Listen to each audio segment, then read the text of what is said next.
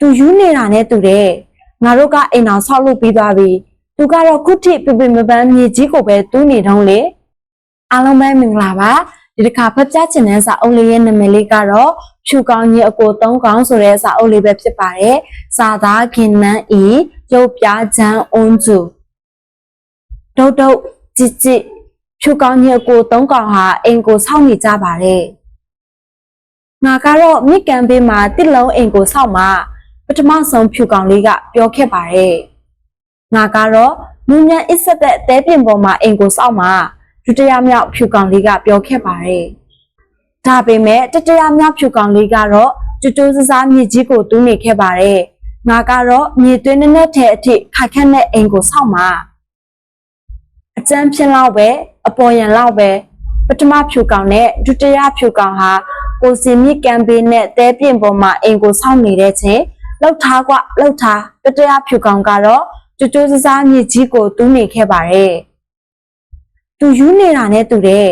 ငါတို့ကအိမ်အောင်ဆောက်လုပ်ပြီးသွားပြီသူကတော့ခုထိပြပြမပန်းမြေကြီးကိုပဲတူးနေတော့လေပထမဖြူကောင်နဲ့ဒုတိယဖြူကောင်ဟာချွေးထွက်နေတဲ့တတိယဖြူကောင်လေးကိုလောင်ရီခဲ့ကြပါတယ်ကြည့်ရေစက်နားမှာအိမ်ကိုဆောက်ရင်အချိုရည်လေးတောက်ရင်ရေလဲကူးနိုင်လို့ဘလောက်တောင်ကောင်းလိုက်လဲပထမဖြူကောင်လေးပြောခဲ့ပါတယ်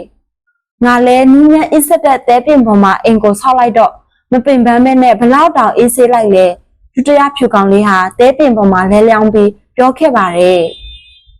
နောက်ဆုံးမှာတတိယဖြူကောင်လေးပါအိမ်ဆောက်လုပ်ပြီးသွားတော့ကိုစီကိုရဲ့အိမ်ထဲဝင်သွားခဲ့ကြပါတယ်ဟေးအင်တိလေးမို့တန့်ရှင်ပြီးကောင်းလိုက်တာဒီလိုနဲ့တနေ့မှာမိုးတဲထန်စွာရွာသွန်းခဲ့ပါတယ်မိုးရွာနေပြီအိမ်ထဲကိုအမြန်ဝင်ကြရအောင်ဖြူကောင်ကြီးကို၃ကောင်ဟာကိုစီအိမ်ထဲကိုဝင်သွားခဲ့ပြီးမူးဆောင်ခဲ့ကြပါတယ်တနေ့ကုန်မိုးရွာခဲ့ပါတယ်